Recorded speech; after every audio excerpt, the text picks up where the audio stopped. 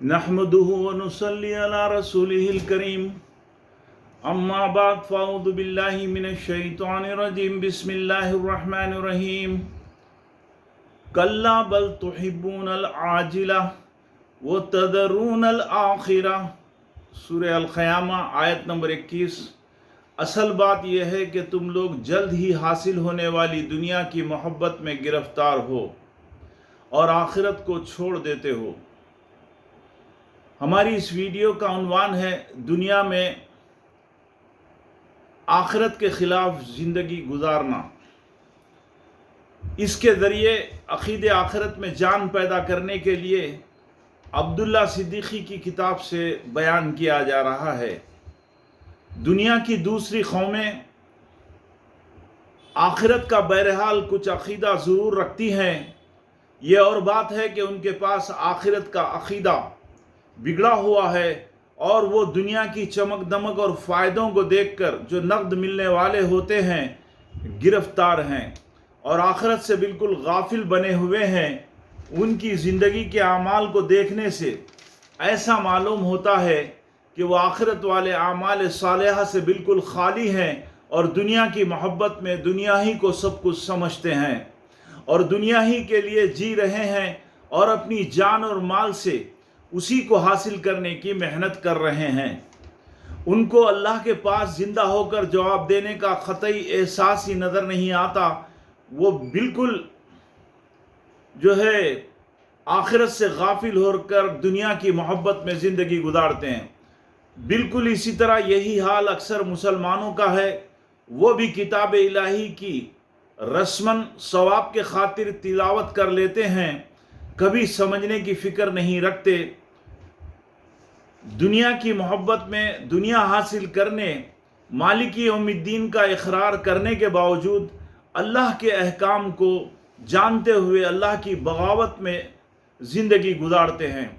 अल्लाह ताला अपनी हिकमत से सूरह फातिहा में ईमान वालों को हर रोज़ नमाज में ख़ास तौर पर मालिक यौमिद्दीन का बार बार इकरार व अहद करने का तरीक़ा रखा है। गोया एक मुसलमान सूरह फातिहा नमाज में पढ़कर इस बात का बार बार इकरार और अहद करता है कि ए अल्लाह, आप मुझे क़यामत के दिन दोबारा ज़िंदा करके मेरी ज़िंदगी के एक एक अमल का हिसाब लेंगे। आप ही क़यामत के दिन जज़ा और सज़ा के अकेले मालिक रहेंगे।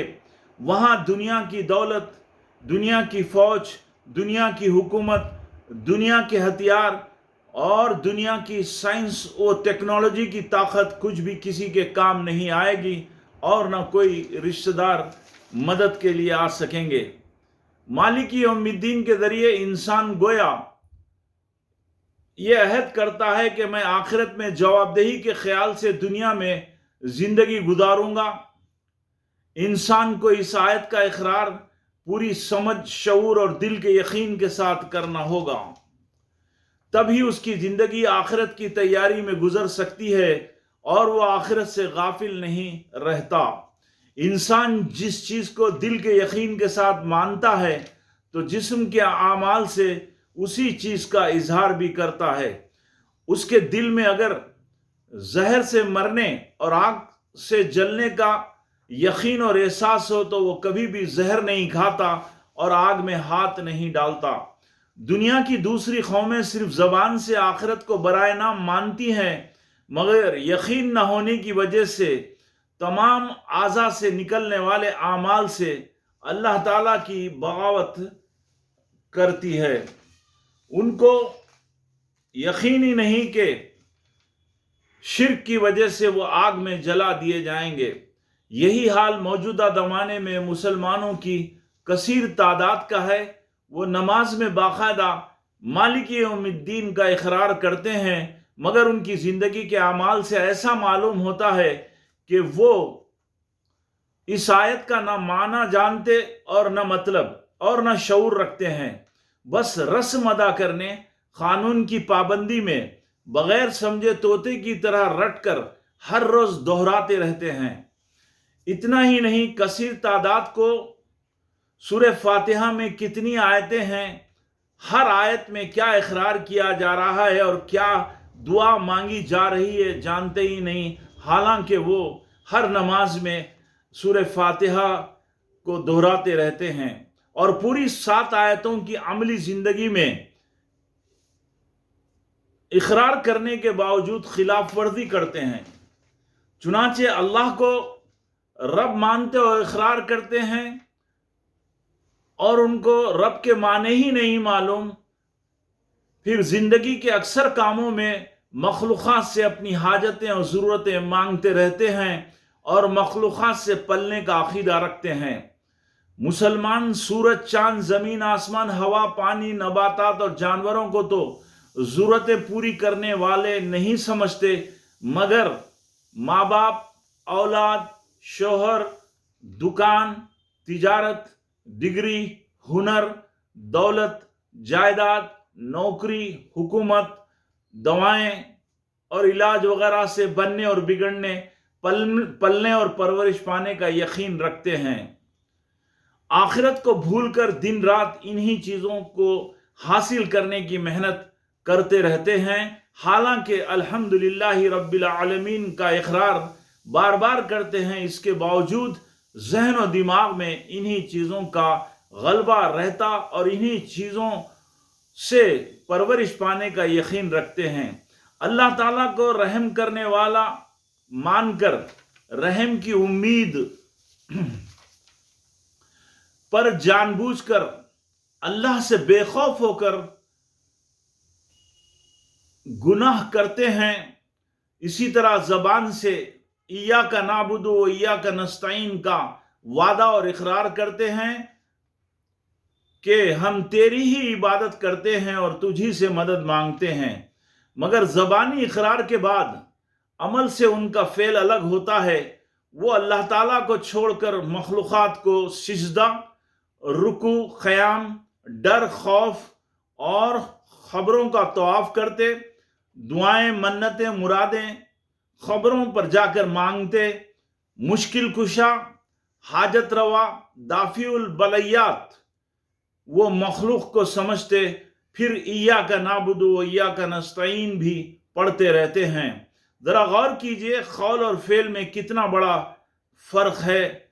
इसी तरह एहदिना सिरातल मुस्तकीम कहते कि चला हमको सीधे रास्ते पर और उन लोगों के रास्ते पर जिस पर तेरा इनाम हुआ, बचा उन लोगों के रास्ते से जिन पर तेरा गज़ब हुआ और वो गुमराह हुए।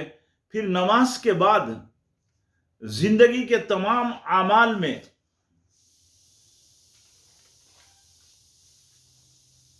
सुन्नतों वाली जिंदगी के मुकाबले मगरबी कल्चर को पसंद करते हैं, उसी को आला और मुहज़्ज़िब कल्चर समझते हैं। जानबूझकर अल्लाह वालों के रास्तों, कामयाबी के सीधे रास्तों को छोड़कर लानत ज़दा और गुमराह लोगों के रास्तों पर शौक़ से चलते हैं। ज़रा गौर कीजिए कि कौल एक है और अमल दूसरा। कौल और फ़ेल में कितना तज़ाद और बड़ा फ़र्क है।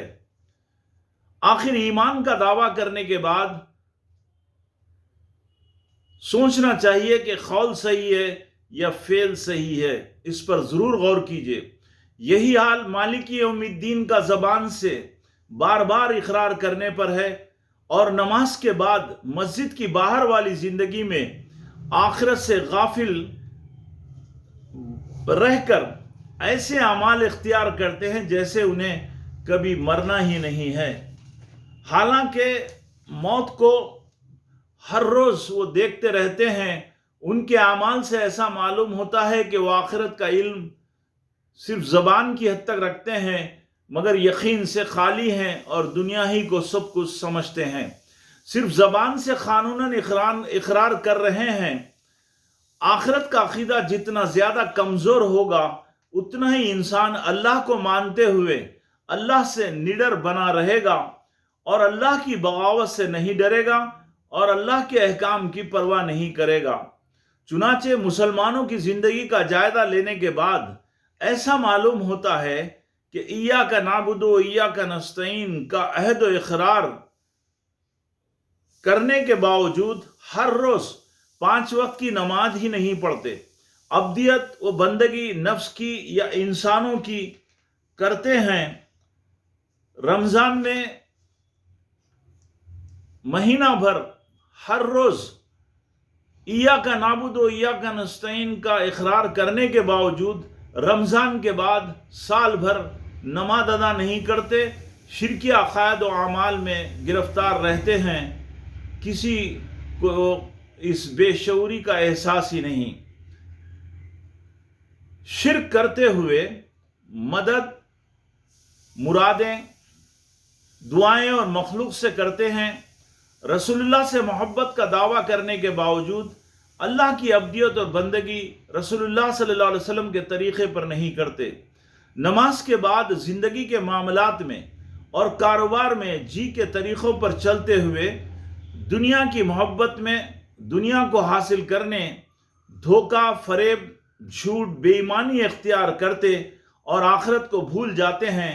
نماز ادا کر کے مالک یوم الدین کا اقرار کر کے دنیا حاصل کرنے، دودھ میں پانی ملا کر، نخلی گھی میں خوشبو ملا کر، نخلی شہد میں گڑ ملا کر اور نخلی دوائیں بنا کر یا سیمپل ایک بتا کر مال دوسرا بھیجتے، اس طرح تجارت کرتے رہتے ہیں۔ ملازمت میں نماز ادا کر کے مالک یوم الدین کا اقرار کر کے کرسی اور عہدے پر آ کر بیٹھتے ہی رشوت بھی لیتے ہیں۔ دن رات حرام مال سے بچوں کی پرورش کرتے ہیں، اہل و عیال کو سونا چاندی، عمدہ بھاری قیمتی لباس اور کپڑے دلا کر دنیا میں جہنمی زندگی گزارنے اور حرام مال سے دنیا کو چمکانے، دنیا کے عیش و آرام کے خاطر جھوٹی شان کے لیے نوکر، عمدہ فرنیچر، بھاری قالینیں دکھانے کے لیے موٹر بنگلہ بناتے اور اولاد کو ڈاکٹر اور انجینئر بنا کر دنیا کی زندگی کو چمکدار بنا کر فخر کرتے ہیں، اور پھر مالک یوم الدین کا بار بار اقرار اور عہد کرتے رہتے ہیں۔ آخرت سے اتنے بے پرواہ ہوتے ہیں اور اللہ سے اتنے نڈر ہوتے ہیں کہ اولاد کا نکاح، شادی کے موقع پر چہرے پر داڑھی رکھتے ہوئے، پیشانی پر نماز کا نشان رکھ کر اپنے آپ کو متشرع ظاہر کر کے لڑکی والوں کا گھر دولت جوڑے کی رقمیں لے کر یا سامان جہیز لے کر یا ناجائز حرام دعوتیں لے کر یا جاہلانہ رسموں میں عورتوں کے ساتھ ہنسی مذاق کرتے ہوئے اللہ سے نڈر بنے رہتے ہیں۔ عورتیں مسلمان ہو کر نماز میں مالک یوم الدین کا اقرار کر کے اللہ کے حکم کے خلاف جسم کی نمائش کرتی ہیں، رسول اللہ کے منع کرنے کے باوجود مردانہ لباس اور حیت اختیار کرتی ہیں اور اپنی لڑکیوں کو خاص طور پر ماڈرن تہذیب کے تحت مغربی لباس پہناتی ہیں، باریک نیم اوریاں لباس پہنتی، اللہ کے حکم کے خلاف کھلا سر اور بال کھلے رکھتی، اللہ کی تاکید کے باوجود سینے پر دوپٹہ اوڑے بغیر میکسی پہن کر اپنے سینے کو چھپائے بغیر زیور کی نمائش کرتی ہوئی محفلوں میں جاتی ہیں، حرام مال سے عمدہ لباس زیور خرید کر فخر کرتی ہیں، اللہ کے حکم کے خلاف آدھا حجاب یا بے پردگی کے ساتھ آزادی کا احساس رکھ کر پردے کو غیر مہذب سمجھ کر مغربی تہذیب کی نقالی میں مردوں میں خلط ملط ہو کر رہتی ہیں۔ امانت میں خیانت کرنے والے مالک یوم الدین کا بار بار اقرار کرتے ہیں اور لوگوں کی دکانوں اور زمینات پر ناجائز قابض رہتے ہیں، قرض لے کر یا روپیہ پیسہ امانت کے طور پر رکھ کر ڈبا دیتے ہیں۔ مالک یوم الدین کا اقرار کرنے والے آخرت کو بھول کر، آخرت کی پرواہ نہ کر کے دنیا حاصل کرنے یا نفس کی ترغیبات پر انتقام لینے جھوٹے مقدمات ڈالتے ہیں۔ मालिक यौमिद्दीन का इकरार नमाज में बार बार करने के बावजूद सास बहू पर या बहू सास पर जुल्म करते रहते हैं, औलाद माँ बाप की नाफरमानी भी करती है, फिर नमाज में बराबर मालिक यौमिद्दीन का इकरार करते हैं। क़यामत में अल्लाह की पकड़ का एहसास ना रखकर माल को नाजायज़ तरीक़ों से खर्च करते और फजूल खर्ची की इंतहा कर देते और शैतान के भाई बने रहते हैं। जवानी को नाच गाने, बेनमाजीपन,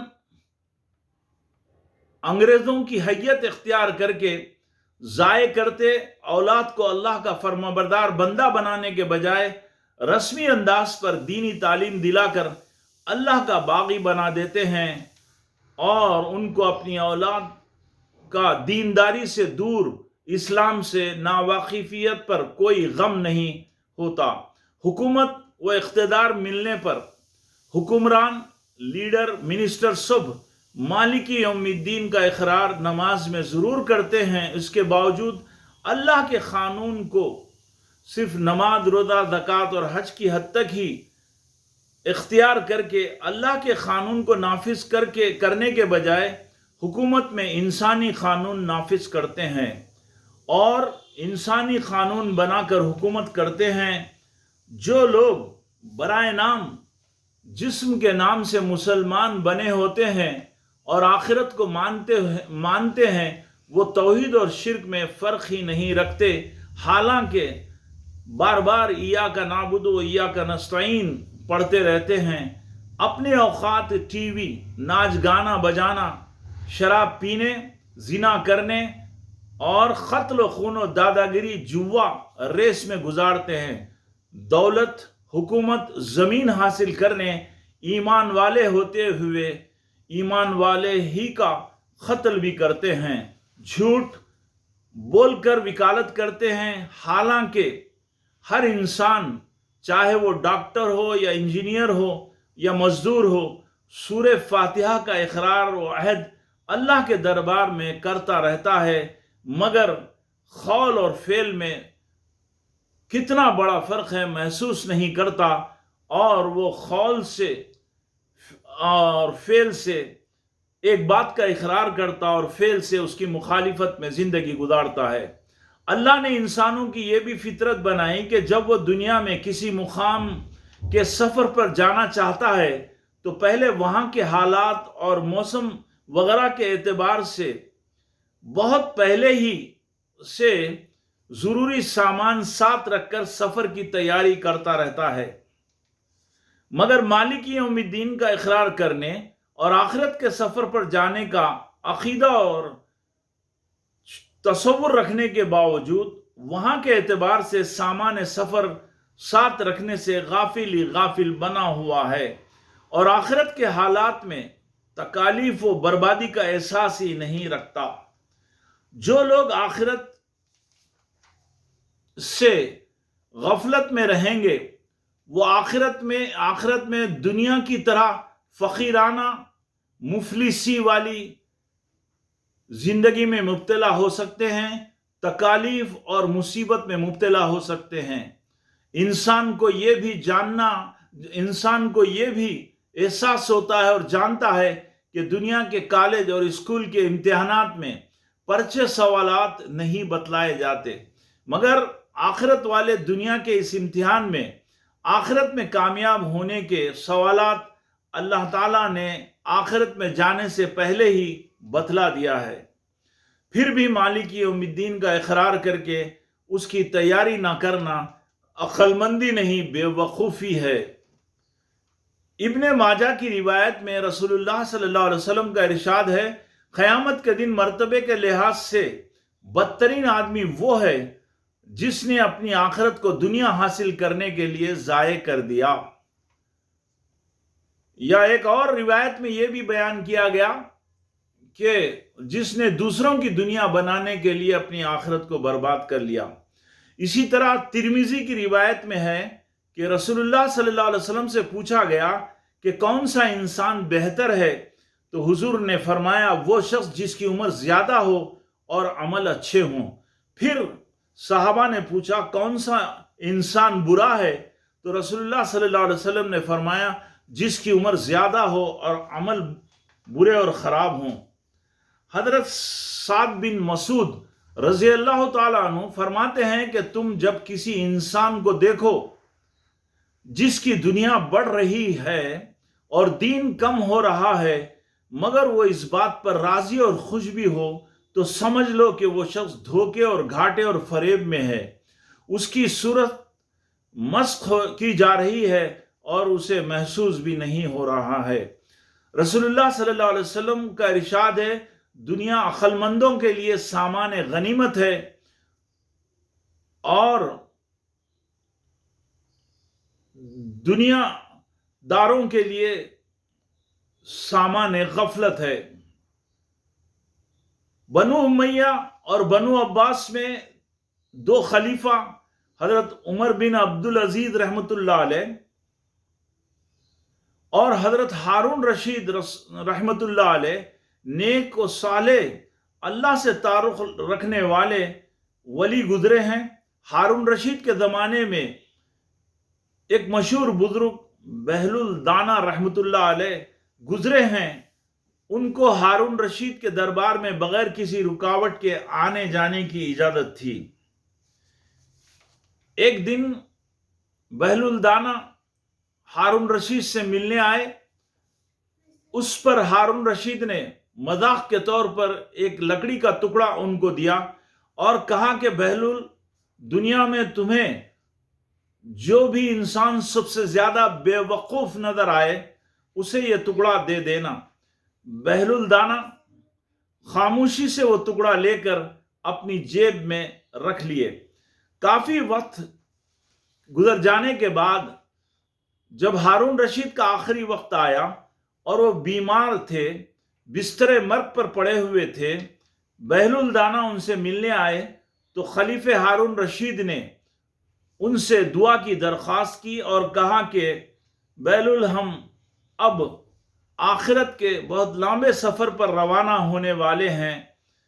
بہلول دانا نے پوچھا اچھا آپ آخرت کے لمبے سفر پر تشریف لے جا رہے ہیں تو پھر اس سفر کے لیے کتنے اور کیا کیا انتظامات کیے؟ خلیفہ ہارون رشید نے کہا کہ بہلول میں سمجھا نہیں آپ کیا کہنا چاہتے ہیں۔ بہلول نے کہا کہ جب بھی آپ دنیا کے کسی سفر پر جاتے تو سب سے پہلے وہاں اپنے جاسوس روانہ کرتے، پھر حالات جاننے کے بعد حفاظتی دستہ مقرر کرتے، راستوں کی رکاوٹوں کو دور کرتے، پھر اس علاقے میں ٹھہرنے، سرسبز و شاداب تفریح کے جگہ تلاش کر کے ایک عمدہ محل نما گھر پسند کرتے اور عمدہ غذائیں تیار کرنے والے باورچیوں اور صاف صفائی کرنے والے خادموں اور نوکروں کو روانہ کرتے تھے۔ اپنے سے پہلے اچھی سواریوں کا انتظام بھیجتے تھے۔ دنیا کے سفر میں اتنے انتظامات آپ کرتے تھے، پھر آخرت کے سفر پر روانہ ہو رہے ہیں تو آپ کیا کیا انتظامات کیے اور کتنی حفاظت کا بندوبست کیے؟ خلیفہ ہارون رشید یہ سب باتیں سن کر کہا کہ اے بہلول یہ سب انتظامات اس آخرت کے سفر میں کرنا میرے بس کی بات نہیں ہے، یہ سفر دنیا کا نہیں آخرت کا سفر ہے۔ بہلول دانا نے اپنی جیب سے وہ لکڑی نکال کر خلیفہ ہارون رشید کو دے دیا۔ خلیفہ نے دریافت کیا کہ یہ کیا ہے؟ بہلول دانا نے کہا کہ یہ آپ ہی نے مجھے یہ کہہ کر دیا تھا کہ دنیا میں جو سب سے بڑا بے وقوف نظر آئے اسے آپ دے دینا۔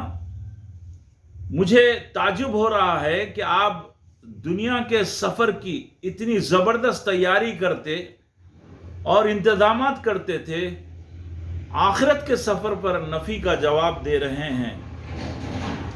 ایک اور مثال یاد رکھیے کہ اگر حکومت کی طرف سے ایک بنگلے پر یہ تختی لگا دی جائے کہ یہ بوسیدہ کمزور مکان ہے، کبھی بھی گر سکتا ہے، یہاں زیادہ قیام نہ کریں اور یہاں عیش و عشرت کی زندگی نہ گزاریں، تو کیا آپ سفر کے دوران علم رکھتے ہوئے اس مکان میں ٹھہرتے ہوئے عمدہ فرنیچر، دیواروں کو رنگ و روغن اور ٹی وی کے ذریعے ناچ گانا بجانا کر کے، گھر میں قالین بچھا کر اور شاندار پردے دیواروں پر لگا کر اس گھر کو ہی اصل ٹھکانہ سمجھیں گے، یا اس گھر کو اصل ٹھکانہ سمجھ کر اس میں مستقل ٹھکانہ بنانے کی فکر کریں گے، یا جلدی سے رات گزار کر وہاں سے نکل جائیں گے؟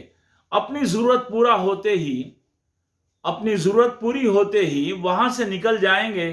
اس طرح یہ دنیا کا گھر جو کبھی بھی قیامت کے ساتھ توڑ دیا جائے گا، انسانوں کے لیے مختصر عارضی ٹھکانہ بنایا گیا، اس کو مستقل ٹھکانہ سمجھ کر ساری توانائی اس گھر کی چمک دمک اور سجاوٹ اور مستقل ٹھکانہ بنانے پر خرچ کرنا عقل مندی نہیں۔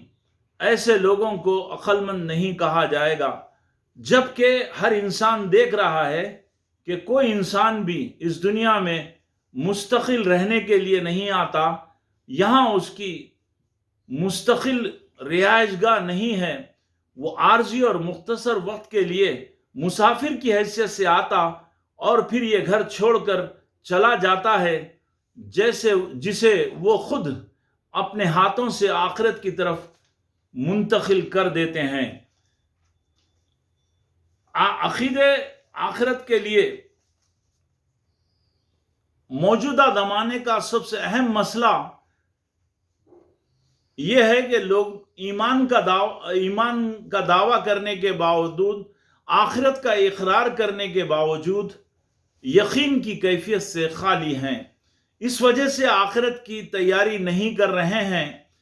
ابتدائی دور کی صورتوں 29 اور 30ویں پاروں میں اللہ تعالیٰ نے مشرکوں کو بدعمالیوں سے بچانے اور اعمال صالحہ اختیار کر کے اپنی عبدیت اور بندگی کی دعوت دیتے ہوئے بہت زیادہ آخرت کے عذابات اور سزا اور جزا کے تذکرے کیا ہے۔ دنیا کی حقیقت، مال و دولت کی حقیقت سمجھایا ہے۔ اسی عقیدے سے صالح معاشرہ وجود میں آتا ہے، ورنہ انسان کا معاشرہ جنگل کے معاشرے سے کچھ کم نہیں ہوتا، یا پاگلوں کے معاشرے کی طرح نظر آتا ہے۔ انسان کو درست کرنے کا سب سے اہم ذریعہ عقید آخرت ہی ہے، اسی سے وہ اللہ کو مانتے ہوئے کتاب اور پیغمبر کی اطاعت و احکام میں زندگی گزار سکتا ہے۔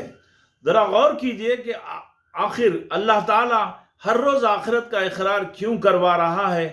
اسی کے ذریعے انسان کو دنیا کی زندگی عارضی مختصر ہونے کا احساس دلایا جا رہا ہے۔ عقید آخرت غفلت میں سونے والے، دنیا کو سب کچھ سمجھنے والے، خواہشات نفسانی میں زندگی گزارنے والے اور شیطان کا ساتھ دینے والوں کے لیے ایک زبردست پکار اور جھٹکا ہے۔ اللہ کے رسول صلی اللہ علیہ وسلم نے فرمایا کہ دنیا آخرت کی کھیتی ہے، اس کھیتی میں تقوی اور پرہیزگاری کے پودے لگا کر آخرت بنانے کی کوشش کریں۔ یہ تقوی اور پرہیزگاری صرف اللہ تعالیٰ کی عبدیت اور بندگی سے حاصل ہوگی، اسی لیے فرمایا گیا کہ وَمَا خَلَقْتُ الْجِنَّ وَالْإِنسَ إِلَّا لِيَعْبُدُونَ، یعنی تم عبادت کے لیے پیدا کیے گئے ہو۔ دنیا میں ہم دیکھتے ہیں کہ انسانوں کی کثیر تعداد جو مال کماتی ہے، مال کما کر عبدیت اور بندگی میں خرچہ نہیں کرتے۔ دنیا میں بہت کم لوگ ایسے ہیں جو مال خرچ کر کے اللہ کی عبدیت اور بندگی میں خرچ نہیں کرتے۔ دنیا میں بہت کم لوگ ایسے ہیں جو عدالت کی کرسی پر بیٹھ کر اللہ کی عبدیت اور بندگی میں انصاف نہیں کرتے۔ دنیا میں بہت کم لوگ ایسے ہیں جو اقتدار اور کرسی پر بیٹھ کر اللہ کے قانون کو زمین پر نافذ کر کے اللہ کی عبدیت اور بندگی نہیں کرتے۔ دنیا میں کثیر تعداد عورتوں کی ہے جو بے پردہ پھرتی ہے، بہت کم تعداد ایسی ہے جو پردہ اختیار کر کے اللہ کی عبدیت اور بندگی کرتی ہے۔ دنیا میں بہت کم لوگ ایسے ہیں جو تقوی اور پرہیزگاری اختیار کر کے تجارت اور نوکری کرتے ہیں اور اللہ کی عبدیت اور بندگی میں زندگی گزارتے ہیں۔ دنیا میں بہت کم تعداد ایسی ہے جو شرعی طریقے پر نکاح کر کے اللہ کی عبدیت اور بندگی میں اس عمل کو ادا کرتی ہے۔ دنیا آخرت کی کھیتی ہے، اس کھیتی کو خاردار جھاڑیوں سے مت اگائیے، اس کھیتی کو جنگل مت بناؤ، اس کھیتی کو سانپوں اور بچھوؤں سے مت بھر دو، اس کھیتی کو جنگلی پودوں سے مت بھر دو۔ معمولی دماغ رکھنے والا کسان اپنے کھیت میں سانپ اور بچھوؤں تو بہت دور کی بات ہے، زہریلے پودوں کو بھی اگنے نہیں دیتا۔